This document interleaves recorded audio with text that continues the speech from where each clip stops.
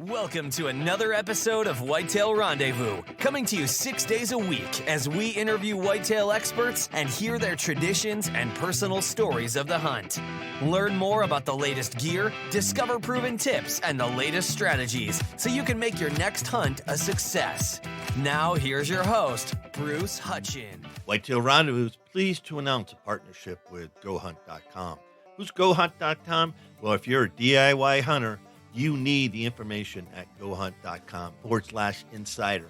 Why? Because it provides 4,200 profiles, every unit, every species, and every season. Furthermore, they give in-depth analysis, interactive maps, unit access, and seasonal trends.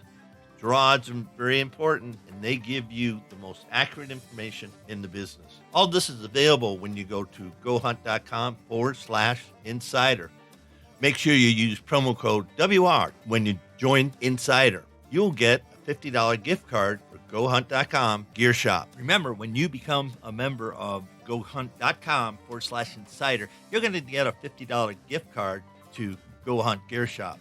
What's in the gear shop? The best gear that you can buy for hunting the West. This gear's been field tested by some of the best, and they know what it can do, what it can't do. You're going to get reviews, and you're going to have a selection that is bar none right at the top of the list. Having said that, once you get your gift card, all you have to do is go to GoHunt.com and go to the first page and click on shop and go have some fun. All in all, if you're hunting out West in 2018, GoHunt.com Insider is where you need to be to get all the research information. When you use promo code WR, Whitetail Rendezvous receives a small commission from GoHunt.com. Hey folks, this is Bruce Hutchin, the host and executive producer of Whitetail Rendezvous. We're heading out to the Carolinas, the freezing Carolinas, and we got Kent Wilkinson on the show, and he's the CEO of Muzzle Force One. Kent, welcome to the show. Hey, Bruce. Thanks for having me. Hey, man, how cold is it? It is currently 21 degrees with a low of 11 tonight, and then not getting out of the 30s for at least the next week and a half. So, about folks, 35 degrees colder than what we're accustomed to. Yeah, and I was just going to underscore that. And the whole East Coast, I got some friends in Florida, and they've had snow. And I got some friends up in Maine, New Hampshire, and they got a lot of snow. And it's just, it's unbelievable what the heck's going on with our weather. And I just wonder how that's going to impact the deer herds. What do you think about that? Well, a friend of mine told me a couple of years ago, regardless of the temperature, deer got to eat. So they're gonna get up and move. So I guess this is new for them too. So we'll find out. Actually, our deer season just ended January 1st, but we'll still be out there tracking and looking and see what kind of activity we have. Well, heck, some of my friends and listeners and guests, they're talking about finding sheds already, and then other friends are saying they've seen brand new rubs. I'm kind of confused. What do you think's going on there? Well, I guess bottom line, I don't really know, but in our particular area, we think we have an overpopulation of doe, and so we haven't seen any sheds at all. But it may be that what few bucks we have are just out there wearing it out as long as they can. So that may be part of it. I'm not sure, Bruce. Yeah, it's just it's really interesting. And hey, folks, if you listen to this and you got some thoughts on that, please send them to me at whitetailrendezvous@gmail.com. Love to hear from you and get some input, because I'm going to try to find some people that sort of kind of said this is the reason why, and I'd love to get you on the show. So reach out to me at whitetailrendezvous@gmail.com. So Kent, let's talk about some of the things that have been happening to you. You had a 2017 season, and how did you do? Well, not what I anticipated. We only landed 4 buck and 3 doe. Where we hunt, we're only on roughly 224 acres that 2 of us hunt, but it's in an area where there's a lot of way out what we call a county. It's basically out in the country. There's not a lot of people living there, but enough people hunting. So it's we may have stressed it a little bit too much, but we had a good year. Duck came in. We have some places where we landed on a couple good hunts with mallards, and we're just talking about country ponds. We're not talking about big lakes or swamp areas. So overall, we're pretty pleased. Now, what weapons are you using to hunt?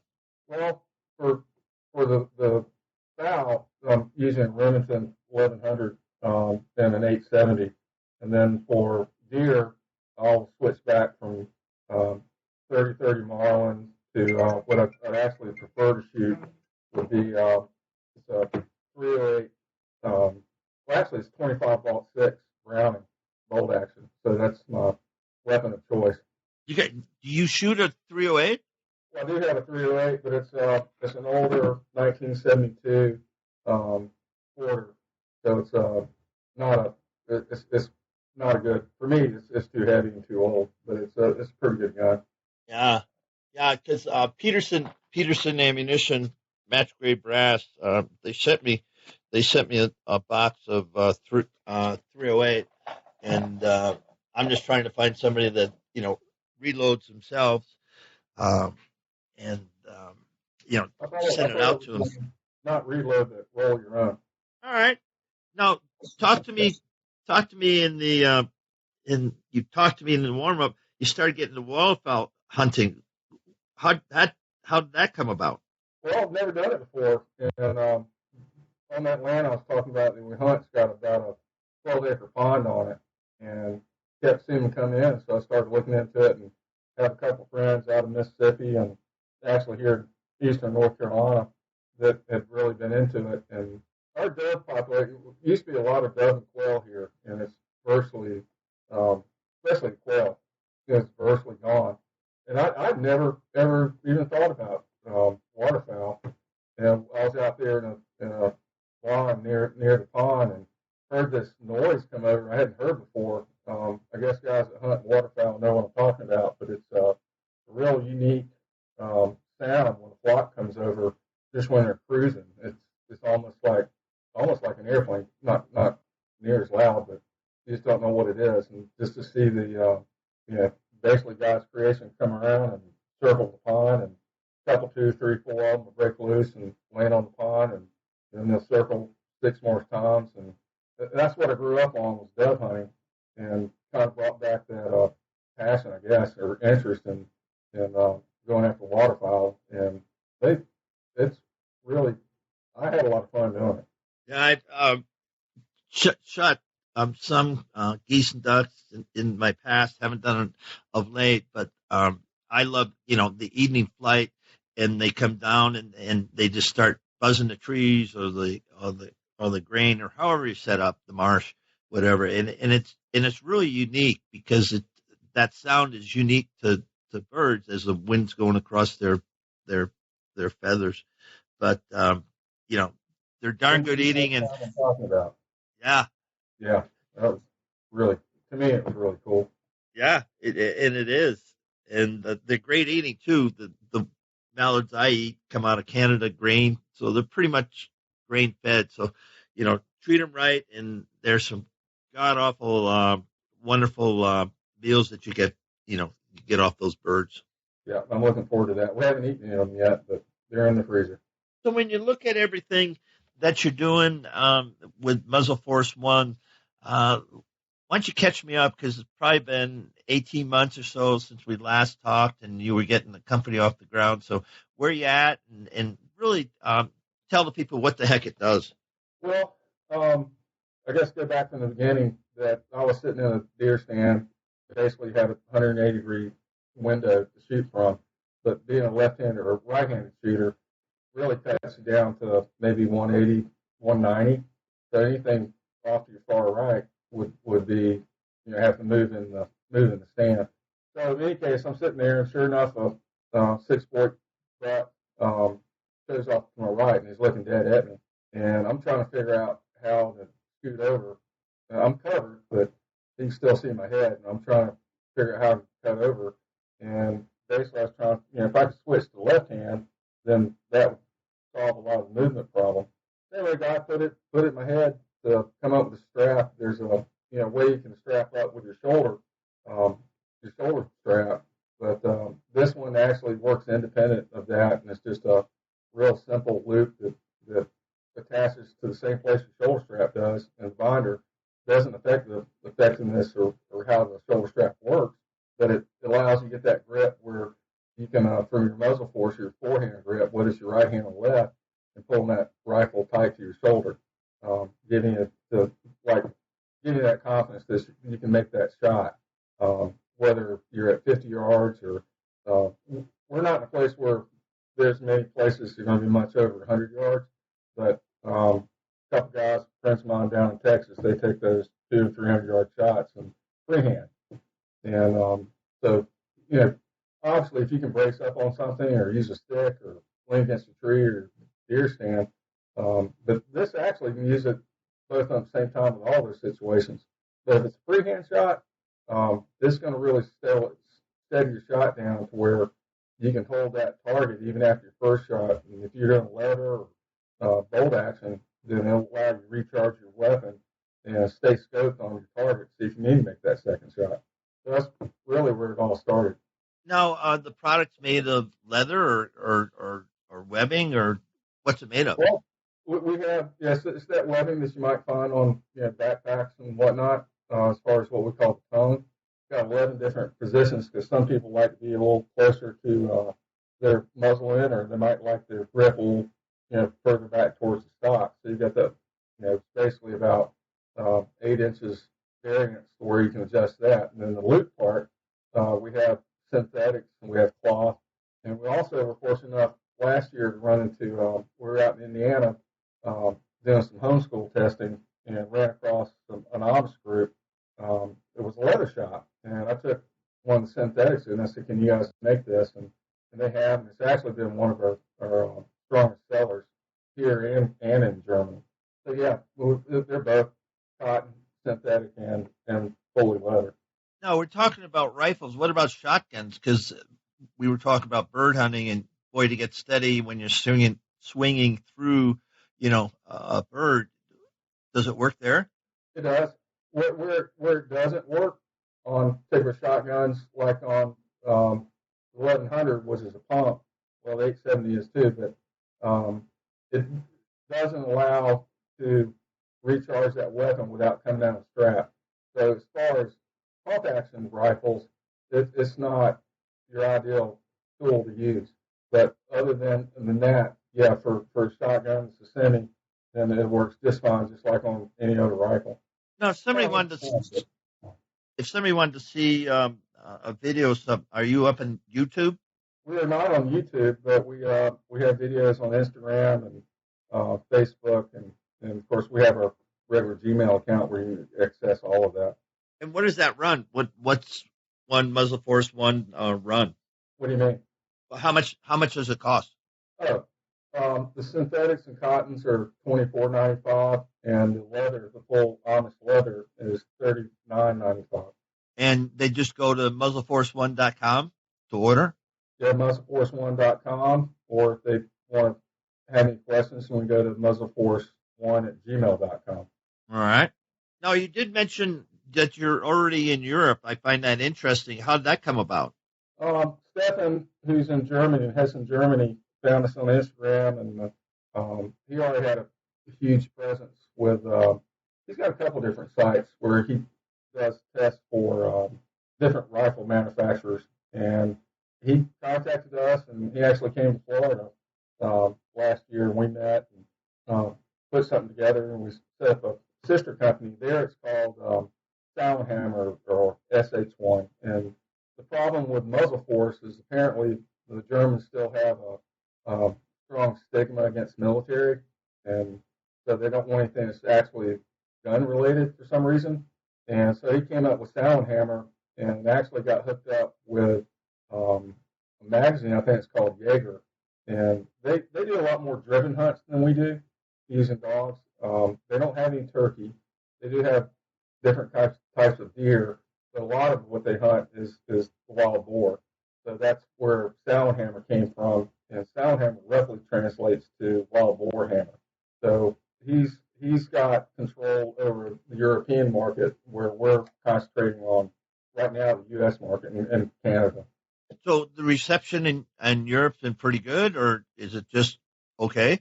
No, it's been it's been ever since he had he actually went to the magazine and wanted to run an ad, and they wanted to see some of the products, so they sent it to him, and instead of running an ad that he would have to pay for, they ran a 2-page article on this as a must-have tool to have while you're hunting. And so he went from selling maybe 6 or 7 a week to 17 to 25 every day. And my goodness. Yeah, we just shipped him another order. All the manufacturing, I think this is kind of important, at least it is to me. All our manufacturing is done here in North Carolina by American-owned companies. Everything from our packaging to the actual strap itself to the binder pin that we use to hold the wrist strap in place. So everything is made here in America, and even everything we send to Germany, I kept the rights to manufacturing here. Actually, Stephen talked with some people out of China, and they can actually supposedly they can make these things for about 34 cents a piece, which is about 10 times less than what it's costing us here. But I'm dead set on keeping it made here, even if it's got to cost more. Yeah, because that gives you some uniqueness, because once you go overseas, a whole mess of different things start to come in, like lot size, 100,000 lot size, or I'm just throwing out numbers, but the lot size changes, and, it works for some people, but what you have here, Apparently it works for a lot of people. Pardon me? I said, if you go to Walmart, apparently it works for a lot of people. But yeah. we're not in this for just making money. But I don't know, just keeping it here, I'm sticking to it, and that's the way it is. Good for you. Well, here's one guy that supports you, and many of my listeners would go, yes, sir, and fly the flag also, because it's just neat to see these cottage industries, and I talk to a lot of them during the year, and they just get an idea and they start cranking it out, and some make it and some won't. That's business. I mean, you got to understand that. But following up with you today after months gone by, it's just it's great that you're still hanging in there, growing your business and making it work. Any other products on the line, or is this the one product you're going to be married to?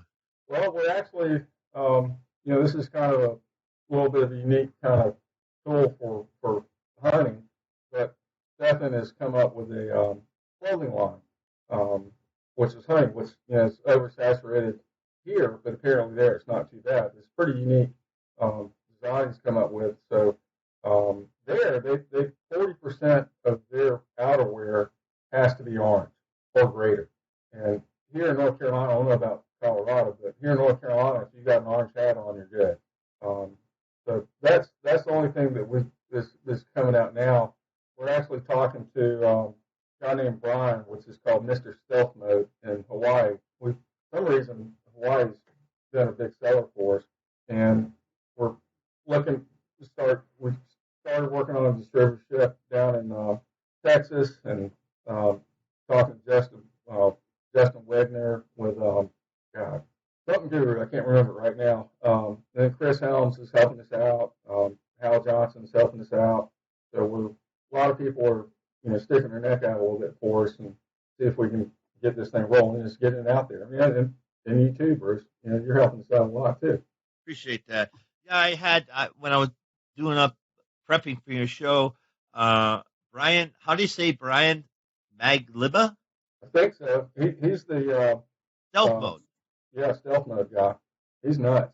He's absolutely nuts what they do. But well, Hawaii's got some great hunts. I know I've got some friends in California that go there multiple times a year just to kill those rams of sheep and then hogs, and they have just one heck of a time. And like they said to me, they don't worry about if they're going to get shooting. It's not guaranteed, never is, but they enjoy the heck out of it. So Hawaii is, folks, if you haven't gone to Hawaii and done some hunting, you'd be surprised of what's available to you over there.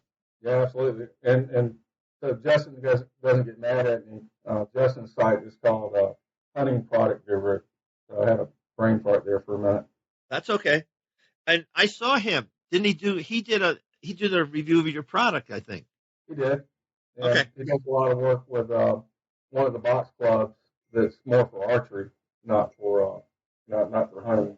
But he's been a great guy, been a good person to meet. Yeah, that's great. Yeah, after I watched a little bit of the video, I said, he'd be a great guy to get on the show. Hey, we're at the time of the show here, Kent, and I like to say gearing up. And so what was the last piece of hunting equipment or gear that you purchased, and why'd you purchase it? Well, it was that Browning 25-06. I just like that round. I like the action. The trigger is super sensitive. So it's just a lightweight, balanced well, and attaching a muzzle force to it really just kind of made it pop, and just liked it. And it turns out that with the muzzle force, and it's going to take some time, but I can shoot just as comfortably right-handed as I can left-handed now. So it takes a little practice, but you can do it. And you think that's all because of the muzzle force? Yeah, because it literally frees up everything you're doing in hunting with your firearm is using your forehand grip and your rear hand grip. And when you have the muzzle force, you can apply so much torque to your shoulder that your right hand, all you need it for, say a bolt action, is to recharge your weapon, then pull the trigger. So it's not involved in bringing that torque and control to your shoulder. I don't know if that makes any sense, but I'm thinking of Mr. Lefty himself, Craig Boddington. Have you sent one of these Muzzle Force Ones out to Boddington? no, I haven't. Man, you ought to. No, I don't even know who that is. Yeah. Craig Boddington? Huh? Craig Boddington, he travels the world. He's been hunting for 20 or 30 years, and he's a left-hander, and he shoots all sorts of guns, and he's written hundreds of articles, gun articles. Right. Yeah, do some research, and, you'll get a hold of him. You'll send it to a PO thing, but just say, hey, I was talking to Bruce Hutchin at Whitetail Runner. Craig's been on the show, and he thought maybe you'd like to take a look at this. Heck yeah! Thank you. Well, no, because I shouldn't say well, no, but I don't know how many trips he's made to Africa and Spain. I mean, he's one of these guys that's hunted all around the world and writes articles about it. And most of the time, he works his guns, into the equation. So, he'd be a great guy to say, hey, here's what it is. And Craig, if you're listening to this, Kent Wilkinson's going to send you one of the Muzzle Force Ones, and try it out. Let Kent know how it works out. Let me know how it works out for you. So anyway, that's your free shout out, man. Thanks, Bruce. Well, you're welcome. Yeah, as soon as you said left-handed, I go, man, Boddington should try this sucker out. Yeah, well, right-handed or left-handed, but once you get into the hunting world a little bit, then you feel like you're almost a NASCAR driver talking about the people you talk to, and like the Hunters and Heels, and but the real camo girls are a piece of work. So they've been it's just we're just trying to get in people's hands and let them try it out and just see what they think. And yeah, I'm going through my Rolodex at two of the really neat ladies that have come on the scene since the last ATA show, Nikki Tilley and Brittany Glaze. They're just doing a lot of great stuff in the outdoors, and so there's another couple ladies you just need to, they're all over social media. So if you're not on social media, I know you've got somebody working social media, but reach out to them, because they're the type of people that would be good for your product. At least to try out your product. Right. Absolutely. Yeah, I got a Rolodex that doesn't quit. So you're going to go NASCAR on me a little bit? Do you know what that means? No, sir, I do not. Oh, you ever seen the end of the NASCAR race and the guy drinks the milk and then they stand up right. and spends the next 15 minutes listing off all of his sponsors? Yes, sir. So that's when I say go NASCAR, that's what I'm talking about. All right. Well, you're from the home of NASCAR, the Piedmont and the Hills and the Whiskey Runners, and I forget maybe it was you I had on the show, and we started talking about about NASCAR and how it all started. Guys running the juice. Yep. It started up in Wilkesboro. That's up in the mountains, and now the bulk of everything is in Charlotte, Concord, Bruton Smith, and all those guys. So I don't know, but that's Yeah, where I got started. that's one thing, folks and listeners. We're talking about a lot of different things today, but that's part of it because we're all whitetail hunters. We all got experiences, and stories are what makes it fun. At least from yours truly, myself. No question about it. So let's talk about something that everybody needs to perk up their ears, and I hope you're still listening, folks. But taking that ethical shot, and we've all been in situations. I'm guilty of it. I've taken a shot, and as soon as I shoot, I go, I shouldn't have done that, or man, the odds were against me, but I took the shot anyway, and it made for a long day, long night. So let's talk about ethical shooting. Well, like I said, where we hunt, 100, 150-yard shot is about the top end of what I'm comfortable with. But if it was a longer shot and I was properly set up, and of course for me, and obviously I'm gonna say this, but with the muzzle force, it gives you that torque coming back to your shoulder. So you really have control of everything about your firearm. If it's not a shot I don't feel comfortable with, I'm just not going to take it. The deer will be back around, I'll be back, and have more of an ethical kill because I can't think of I cannot. And it's happened a couple times taking a shot that I actually felt comfortable with and spent 2 or 3 hours one day and come back the next day trying to track down the harvest that you thought you had. And so for me, I don't want to wound an animal, and certainly don't want it to go off and die somewhere and come out the next day and the buzzards are flying. Or in our case, we've got a good number of coyotes as well.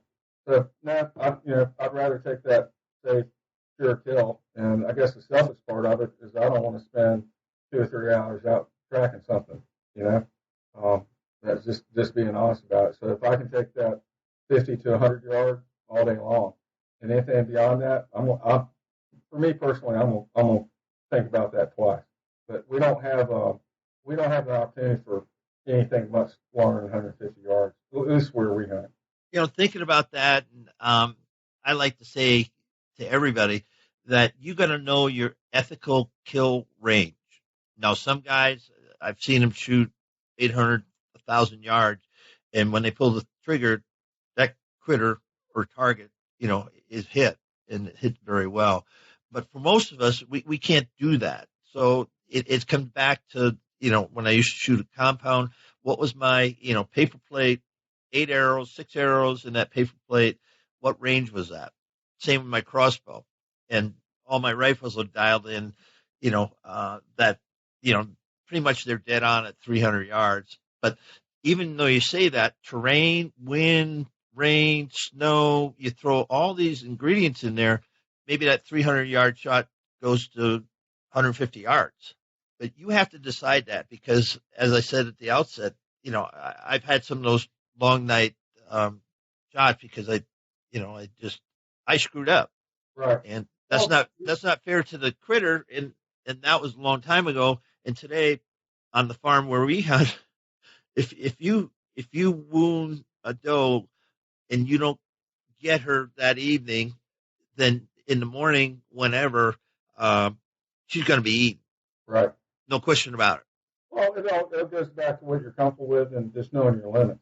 And I don't know about you, I've been hunting for 35, 40 years, and I don't know what it is, but my heart gets all jacked up and you get all nervous and, just excited and, get yourself calmed down. But I know what my limits are. And I know a couple guys that won't think twice about shooting 600, 800 yards. And, but I just can't. And so I know that.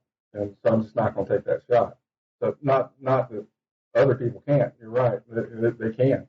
So just knowing your limits and stay within them. Yeah, well said. And listeners, it's wintertime. Yes, the cold weather's going to go away, but get out on the range and this spring and burn some shells and just say, okay, I can shoot my rifle, my 7mm, 30-06, whatever it happens to be.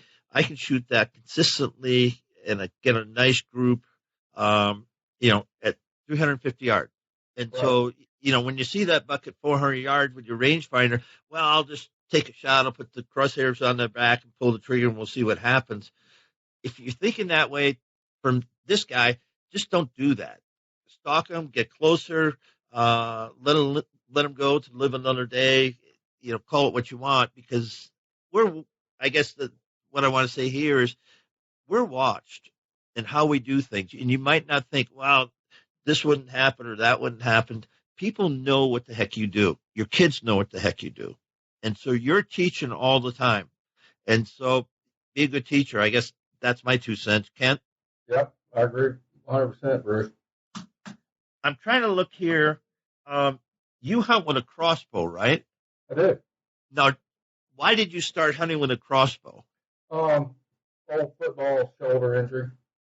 Had a hard time pulling that torque back. And actually, there's a fellow named Scott DeChinko, lives up in New York, retired police officer. And he actually, and I hadn't done it before, but he attached one of these MF1s to his crossbow, and apparently loves it. But I just didn't have the strength anymore, just to get that bow back. So crossbow seemed about the simplest thing for me to do. And the reason, because crossbows of late, the last 3 years had just erupted. Prior to that, some people had crossbows, okay, but all of a sudden, kids came on the scene, women came on the scene, old guys like me with some, injuries came on the scene, and I wasn't going to stop hunting with an arrow or crossbow bolt. I still wanted that opportunity, and the states have followed suit, where most states, you can buy a crossbow license, or some states you just buy an archery license and you can hunt whatever. So, what are your thoughts about, kids and women using a crossbow versus the compound? Well, there again, this upper body strength, using your lower and larger muscles. And for kids, anytime we can get kids, man, there's more and more women hunting, which I think is awesome. Getting out there, having kids get out there, and like you said, the crossbows they have these days, man, they're set up just like a rifle. And there again, it's not going to have the range, but 50, 100 yards, depending on what you have, is not an improper shot. And the more we get our youth involved, and here in North Carolina, they have a lot of our seasons will start a week or two early for youth only. So anything we can get people in there, we got to manage. A lot of people think we're just out to kill, or somebody sent something back to me and wonder why I didn't buy my meat in the grocery stores just like everybody else, where animals didn't get hurt. So there's a lot of ignorance out there. But we get the kids out there, and more importantly, well, not just important, is women and understanding the benefits of that. And there's tons of it. Managing what we want to harvest, and getting rid of the bobcats, and getting rid of the feral hogs, and with coyotes, all the predators. So it's there's tons of us out there that hunt, but getting the youth probably is one of the most important things we can do for the industry as a whole, I would think. Yeah, and I definitely agree to that, because it's just a lot easier for a kid to start off with a crossbow. And I know my son started off with traditional, and then they went to compounds, and that's what they hunt with now. And they'll probably go to crossbows, or have their kids start off with crossbows. Easy. And I'll give a shout out to Primos Trigger Stick Generation 2. That's what I use to steady my crossbow. And I just use that. It's a single stick, and it's got a trigger on it. And boy, that seems to work really well with my Excalibur crossbow for steadying it, especially on the ground or in a box blind. Works really well. Well, we're at the time of the show that looks like I'm done. get any more questions of me, Ken? Not that I can think of. Did I ever send you any of these? Excuse me, sir? Did I ever send you any of these Muzzle Force? You sent me a pink one and an olive one or whatever. And so the pink one went to Wisconsin. Well, I do most of my whitetail hunting in Wisconsin, so they're in use in Wisconsin. I haven't followed up with the people just because I haven't followed up with the people, but they do have them. That's for sure. But I one of the Amish leather ones. Sure, whatever you got, I'd be honored to use it. In fact, hearing what the guy said for his crossbow, I'd like to try it on that.